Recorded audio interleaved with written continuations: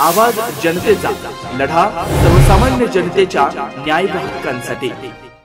स्वाभिमानी शेतकरी संघटनेच्या वतीने सोमवार दिनांक 21 एप्रिल रोजी राहुरी तालुक्यातील टाकळीम्या येथे भव्य शेतकरी मेळावा होत आहे।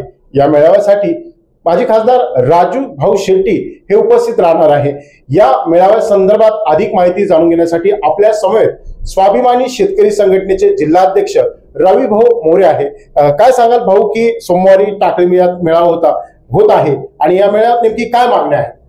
या मेळाव्यामध्ये मागण्या आहे का आपल्याला जे सरकारने सत्तेमध्ये यायच्या आधी जे आश्वासन दिलं होतं का संपूर्ण शेतकऱ्याची कर्जमाफी करू म्हणून। दुसरा विषय थकीत एफआरपीचा आहे।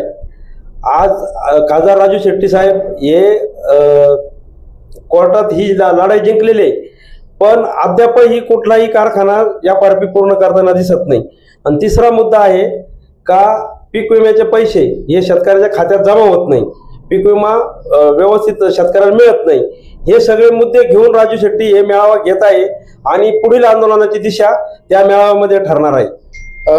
या निमित्तानं आपण शेतकऱ्यांना नेमकी काय आवाहन करू शकता की आपण या मेळाव्यासाठी यावं, नेमकी काय आवाहन करा?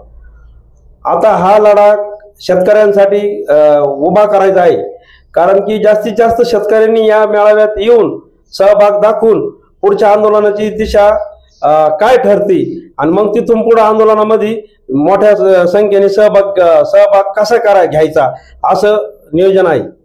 निश्चितच थकीत एफआरपी, कर्जमाफी आदी विषयावर राजूभाऊ शेट्टी यांचा टाकळीम्या येथे मेळावा संपन्न होत असून या मेळाव्यात शेतकऱ्यांनी उपस्थित राहावं असंच आवाहन स्वाभिमानी शेतकरी संघटनेचे जिल्हाध्यक्ष रवी भाऊ मोरे यांनी केलं आहे।